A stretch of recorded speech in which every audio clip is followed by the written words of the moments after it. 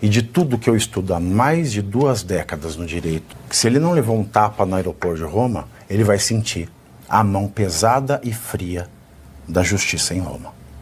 Isso eu não posso deixar de duvidar. Bela, eu peço que você tenha um pouco de empatia, porque ele escreve: Clezão morreu na cadeia porque cometeu o crime. Primeiro, não cometeu, porque não foi julgado. Segundo, não havia prova contra ele.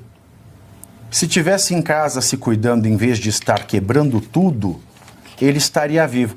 Ele estava saindo da quitanda onde ele trabalhava para sustentar a família, porque ele não deve ser um filho de papai ou filha de mamãe vagabundo igual a você, que fica aqui falando mal da vida do trabalhador brasileiro, que no seu caminho, a pé, passou por lá e foi recolhido como bandido. Nenhuma das perícias achou nada. Não há nenhuma prova de que Clezão tenha quebrado nada. Então você vê aqui falar que ele estava quebrando as coisas lá, primeiro você desconhece os autos, porque ele não quebrou nada, nada foi achado contra ele. Segundo, ele morreu, tenha compaixão, porque nesse país até bandido, condenado, tem direito à assistência médica. Então se você é um tarado fascista, o problema é seu e não meu. E olha só, Justiça da Itália pode condenar ministro Alexandre de Moraes aqui no Brasil. Nós vamos ver isso aqui agora, justamente quando faz 1 ano da morte do Clezão. Aquele que estava ali no 8 de janeiro foi preso injustamente e depois, devido a um ato de omissão do ministro Alexandre de Moraes e da Procuradoria-Geral também, teve a sua vida ceifada. Nós vamos mostrar tudo isso aqui agora. Quem vai trazer para nós é o Pavinato, ali da Revista Oeste. Preste atenção nessa matéria, pessoal. A situação é mesmo séria. Dá um like nesse vídeo. Se você não está inscrito nesse canal, se inscreva agora. Você é nosso convidado. Se inscreva porque nós vamos trazer aqui matérias exclusivas e muito importantes ainda esta semana. Vamos para o vídeo e voltamos em seguida. Eu não sei quando isso vai acontecer. Eu não sei se eu vou estar aqui quando isso acontecer. Mas eu sei que, diferentemente do episódio do aeroporto, eu não sei se o Alexandre ou o filho dele, o Xandinho, que tem causas multimilionárias no escritório, não sei se eles levaram um tapa no aeroporto de Roma da família Mantovani. Mas eu tenho a mais plena convicção, dentro do espírito da justiça e de tudo que eu estudo há mais de 2 décadas no direito, que se ele não levou um tapa no aeroporto de Roma, ele vai sentir a mão pesada e fria da justiça em Roma. Isso eu não posso deixar de duvidar. Opa, Vivi, eu estou aqui no site do Supremo Tribunal Federal lendo aqui o currículo do ministro Alexandre de Moraes. Diz o seguinte: Alexandre de Moraes é graduado pela tradicional Faculdade de Direito do Largo São Francisco, turma de 1990, onde também obteve o doutorado e a livre docência. Não consta no currículo do ministro que ele seja graduado em medicina, que ele tenha CRM, e, portanto, ele não tem autoridade para questionar nenhum laudo médico. Há vários casos em que Deixa a defesa... eu só te falar uma coisa. Na verdade, ele tem. Porque o direito brasileiro tem um dispositivo que diz que o juiz é o peritus peritorum, é o perito dos peritos. É ridículo, mas é verdade. O juiz, ele pode contrariar um laudo. Mas não deveria pedir outro, então? Deveria. Seria o racional. Mas ele pode contrariar um laudo. É de cair da bunda, mas é uma realidade no nosso direito. Então, do ponto de vista legal, como o Pavinato explicou, ele pode. Agora, do ponto de vista moral, na medida em que ele nega um pedido de qualquer defesa que peça ou a liberdade ou a prisão domiciliar para que o preso tenha um tratamento adequado e esse preso venha a morrer, como aconteceu com o Clezão, na minha opinião, ele no mínimo colocou em risco, a partir da decisão dele, a vida daquele detento. Sim, ele assume o risco da morte. Ele assume o risco da morte. Sim. E como o Gilmar Mendes falou, o Lewandowski falou, o Toffoli falou, até o Barroso falou, o Fux falou, que uma prisão preventiva sem os requisitos do Código de Processo Penal são torturas, pau de arara do século XXI, uma vergonha para a justiça brasileira. E se é uma tortura, Clezão for torturado. E essa tortura tem a previsão na lei. E a pena é agravada com o resultado morte. Então ele assumiu o risco do resultado morte. Isso não quer dizer que ele matou. Porque na peça, numa das primeiras decisões do Toffoli, é que o Toffoli não entende nada. nada de direito. Não é possível dizer que o ministro tenha matado. Uma coisa não é matar, outra coisa é assumir o risco do resultado. Mas ele é tão tacanho, porque abre o currículo do Toffoli, aí sim você vai falar, como? Como é possível? Esse risco, inclusive... Como é possível? Esse risco, inclusive, Pavinato, ele é aplicado na lei de trânsito, não é? Sim, quando uma pessoa bebe e ela se envolve num acidente, ela assumiu o risco... É o dolo eventual, né? Exato, ela assumiu o risco de que ela poderia matar alguém porque ela bebeu. Mas o que reforça, apesar de ter esse elemento dentro da lei, mas o que reforça a angústia, a percepção ou a crítica do Arthur, porque independentemente dele ser... ele ter capacidade legal de contrariar um laudo médico, a sensatez o levaria a solicitar outro, uma vez que ele não é médico. Ora, se ele não consulta outro, é como um indivíduo que toma 12 litros de cachaça, pega o carro e diz, eu tô bom, porque eu não quero consultar ninguém para saber se eu estou em condição ou não. Ele pega o carro e atropela 30 pessoas, porque ele assume o risco. Exato. Essa é uma comparação que, por isso, não é o Estado brasileiro, apesar de eu não gostar do desenho do Estado brasileiro. Exato, eu concordo. O desenho do Estado brasileiro é uma porcaria. Eu concordo De com você. todos os desenhos que poderiam ser feitos, é o pior que tem, a gente vê no mundo, é um dos piores. Mas apesar de... não é o Estado, são esses indivíduos que assumem os riscos. O Estado não comete crime. O Estado não comete crime. Por isso que a gente tem que pegar, física, são as pessoas que têm que ser punidas, aqueles que assumem. Porque isso vale para o policial, como você falou. Mas vale para o policial, ou seja, quando você olha o abuso da autoridade... Não, a lei do abuso de autoridade é só para pegar policial, que é o que mais se arrisca e menos ganha. E detalhe, Pavinato, do policial que age pela justiça ou pela decência. Se ele for um vagabundo e um criminoso, esse policial... Não foi abuso de autoridade, não. Ele estava se defendendo, estava defendendo a vida, estava defendendo o quê? Aí me fala uma coisa também, outra coisa engraçada, né? Linkando a questão do plano para matar Repito aqui. Acho que o Bolsonaro deve se manifestar repudiando. Errou em não se manifestar repudiando. Achei as falas do Flávio indevidas. Não consigo compreender pode ser despreparo, não sei, mas assim, quando a gente não sabe, é melhor a gente ficar quieto, porque o silêncio é ouro, a palavra é prata. Mas Bolsonaro faltou repudiar isso.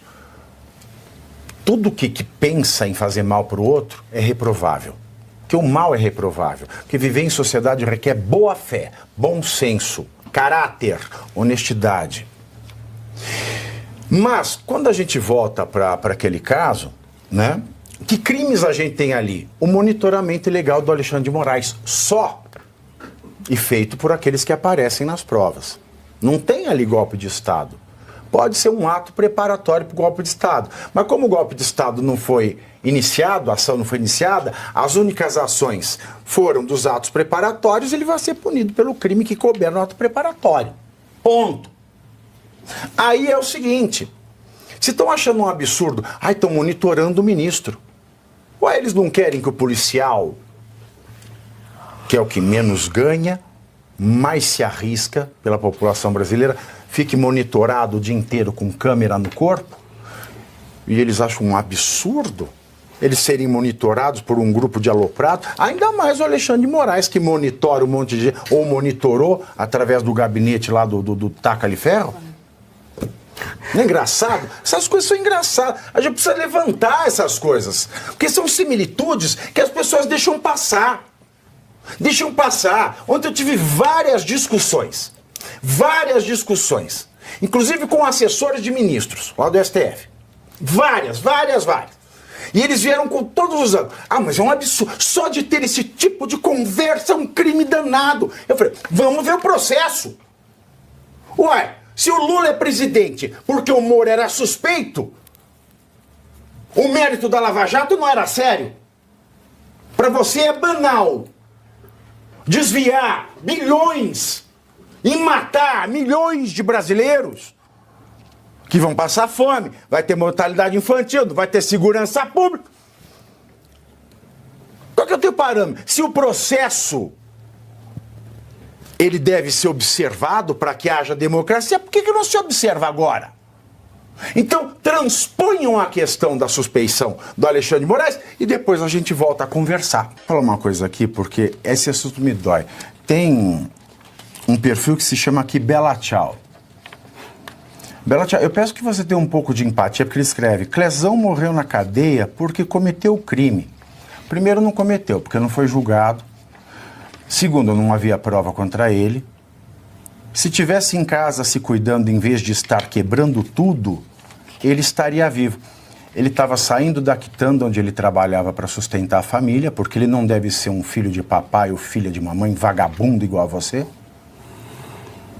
que fica aqui falando mal da vida do trabalhador brasileiro, que no seu caminho, a pé, passou por lá e foi recolhido como bandido. Nenhuma das perícias achou nada. Não há nenhuma prova de que Clezão tenha quebrado nada. Então você veio aqui falar que ele estava quebrando as coisas lá. Primeiro, você desconhece os autos, porque ele não quebrou nada. Nada foi achado contra ele. Segundo, ele morreu. Tenha compaixão. Porque nesse país até bandido, condenado, tem direito à assistência médica. Então, se você é um tarado fascista, o problema é seu e não meu. Que bom que você se manifestou dessa forma sobre essa manifestação inadequada. Mas ele tem o direito de falar, até mesmo bobagem. E eu também tenho o direito de responder. Direito até bobagem. E nós temos o direito de Por isso que o direito de liberdade é bonito, porque ele é infinito. É, exatamente. Você fala, mas você tem que ouvir. Exatamente. A pessoa fala, minha liberdade, você não pode falar nada. Não, a liberdade é isso. Você fala, ouve. E o direito de liberdade de expressão faz do seu ouvido pinico. Só isso. E ninguém vai mandar prendê-lo. Ninguém vai mandar prendê-lo. Ou seja, eu diria, mas tudo bem. Eu vou tratar aqui em relação ao que você apresentou. Eu vou fazer apenas uma discordância em relação a uma discordância complementar, e a Geise vai concordar comigo, porque não foi o Estado brasileiro que matou o Clezão. O Estado brasileiro foi a arma utilizada por pessoas. São essas pessoas que têm que ser criminalizadas. Por quê? Porque eu até falo isso até para mostrar com muita clareza que as críticas que são feitas não são feitas, por exemplo, ao Supremo Tribunal Federal ou à existência do Supremo Tribunal Federal ou para diminuir o Supremo Tribunal Federal. Exatamente pelo contrário, é para dizer que o Supremo Tribunal Federal é uma peça tão importante que ele tem que ser tratado como uma rosa. E a forma de tratá-lo como uma rosa é impedir que as pragas tomem conta dele. Ou seja, então, tem sim alguém, esse alguém tem que ser penalizado, tem que ser descoberto. Se é culposo ou doloso, isso será verificado, inclusive preservando o direito que tem de ele tomá-lo como, previamente como inocente, mas buscar os elementos para verificar qual é a culpabilidade que ele tem, mas alguém tem que ser culpabilizado e penalizado, uma vez demonstrada a culpa. O Estado brasileiro, ele é apenas a arma que está sendo utilizada por indivíduos mal intencionados. Esse é o grande problema. E aí, por que eu digo isso? Porque quando você observa tudo o que aconteceu neste período, o fato é simplesmente frágil para ser tomado da maneira como foi tomada, que pessoas que queriam dar um golpe de Estado, são antidemocratas, estão destruindo as instituições brasileiras. Ninguém fez isso. O que estava ali eram pessoas angustiadas, desesperançosas ou desesperançadas, que no limite fizeram uma grande bobagem de um vandalismo. E eu particularmente sou a favor, sim, de que vandalismo seja punido.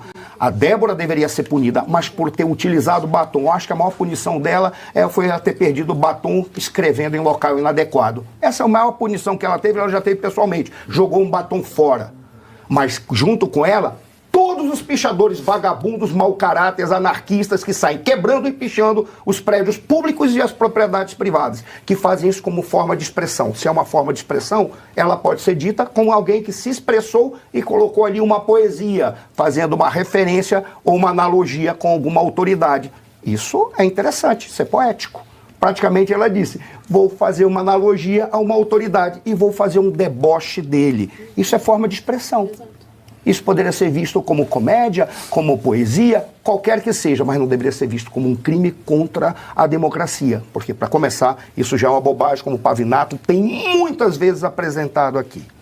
Então, quando você observa a situação, e eu já encerro, é uma situação que, pela sua essência, ela já demonstra a fragilidade das nossas instituições, razão pela qual nós não temos mais nem o Estado Democrático de Direito como uma ordem pública. Querem ver, e tudo é feito para o mascaramento da realidade. Querem ver um exemplo? Você falou o dia da consciência negra. Primeiro, consciência negra por quê? O negro só passou a ter consciência depois que foi criada a data? 71, aí ele passou a ter consciência. Ou seja, que coisa curiosa. Segundo, é uma data que foi escolhida para se sobrepor à data mais importante, que foi no caso da libertação dos escravos, 13 de maio, e, curiosamente, poderiam ter sido escolhidos quaisquer dias, mas escolheu o dia que vem logo depois do dia da bandeira. Apesar de eu não gostar dessa bandeira, em vários lugares do mundo não se comemora a proclamação da República, não é porque são monarquistas, porque não se proclama, não se comemora formas de governo, mas se comemora o dia da bandeira, porque é o dia que simboliza a união de todo o povo. E coloca-se uma data logo depois, se sobrepondo praticamente à data que representa a união do povo, para tratar única e exclusivamente não da segregação, mas da polarização e tentar trazer temas para colocar o dedo na cara do brasileiro e dizendo, olha como você está simplesmente segregando ou separado da realidade. É mais uma data que vem apenas para atrapalhar. Não estou dizendo que os negros não merecem ser respeitados e muito menos ser comemorado. O problema é tornar uma data nacional e feriado que nós já temos no dia anterior ao que deveria ser. O 15 de novembro não, mas o dia 19 deveria ser, porque é o símbolo do país. Para que se veja como é que eles atuam. Tudo isso está articulado? Eu creio que sim. Teoria da conspiração?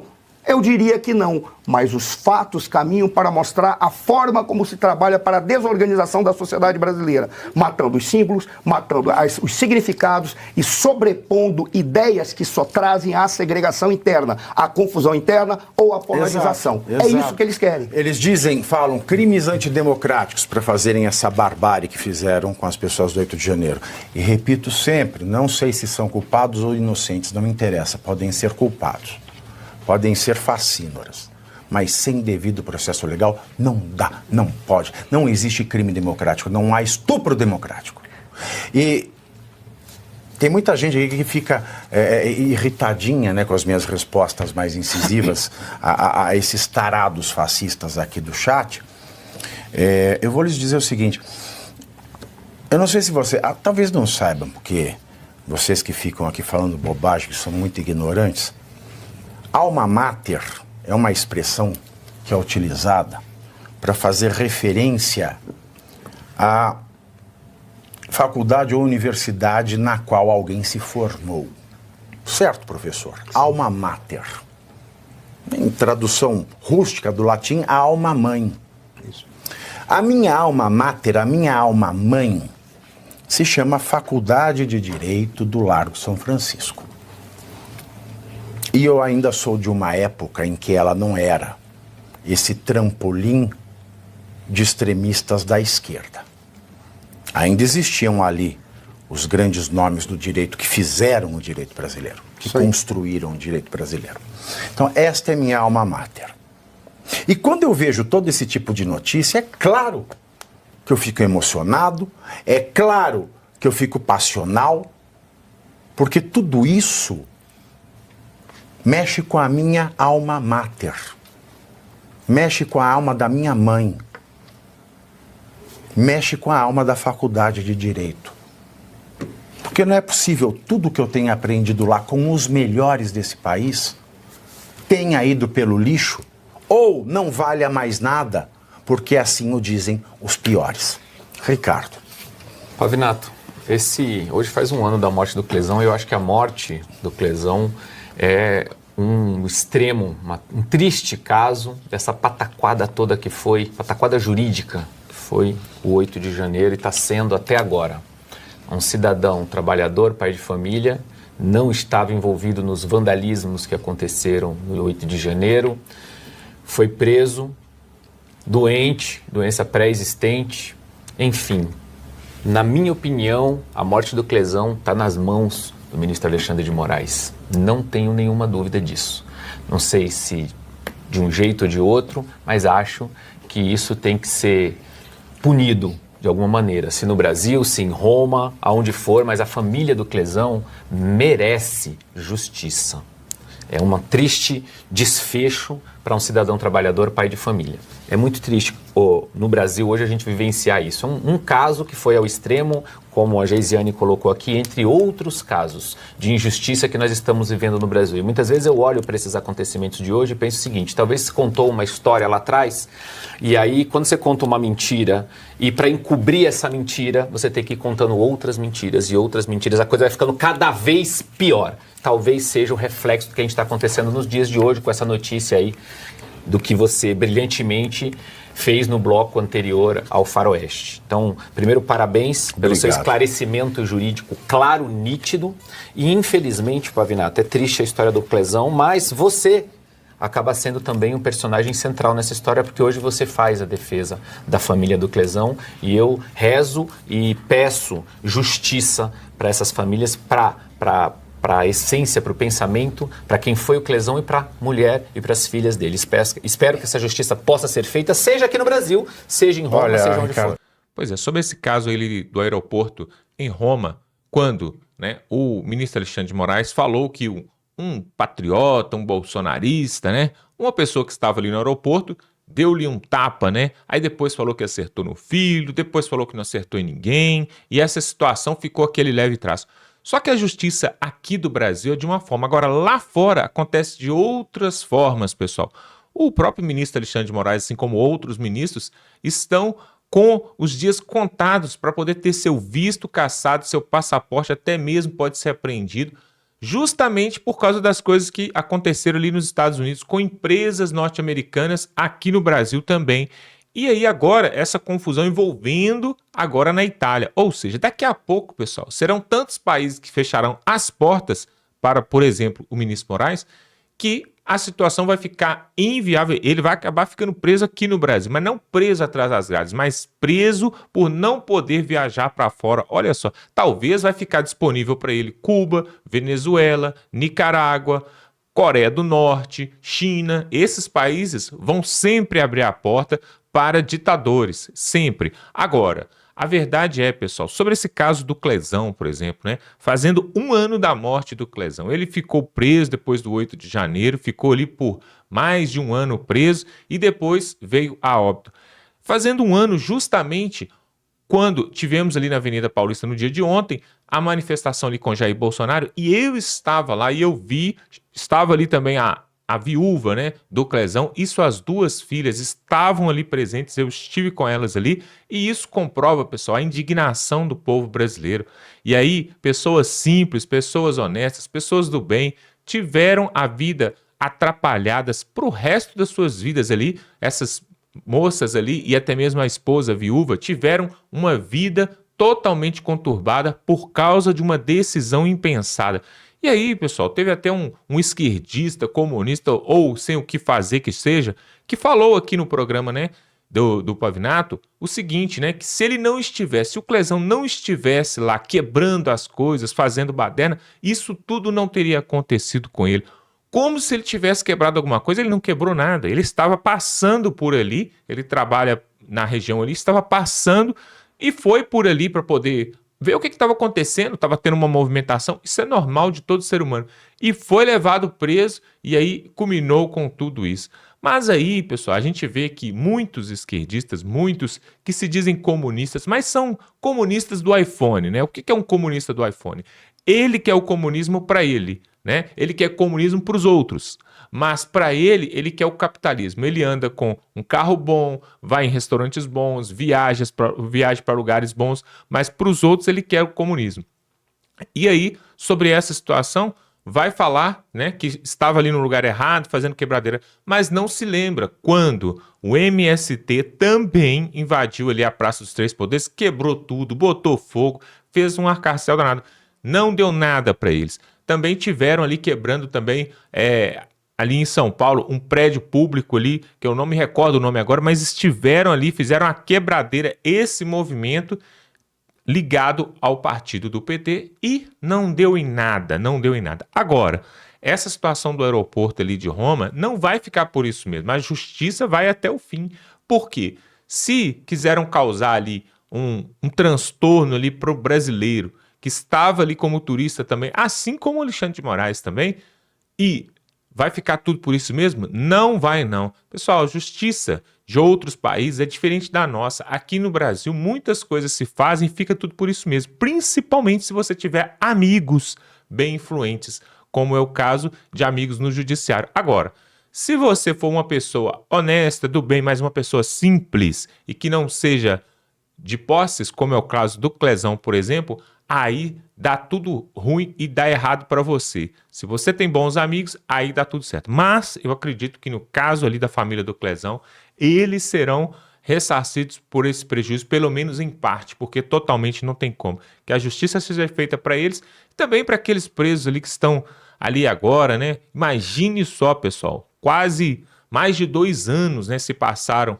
e tem pessoas presas, tem pessoas exiladas fora do país, como Alan dos Santos, como o Eustáquio, Oswaldo Eustáquio, como a juíza Ludmila, como o Constantino. Várias pessoas estão fora do Brasil, não podendo voltar para o seu país por causa de uma perseguição política, tá bom? Nós vamos ficando por aqui. Se inscreve aqui no canal, pessoal. Se você assistiu a gente até aqui, é porque você gosta desse tipo de conteúdo. Então se inscreva, porque se você se inscrever, nós vamos entregar outros vídeos amanhã, depois da manhã, e você vai receber. São vídeos importantíssimos, mas para isso você tem que ser inscrito aqui, tá bom? Se inscreva no canal, dá um like nesse vídeo e tamo junto.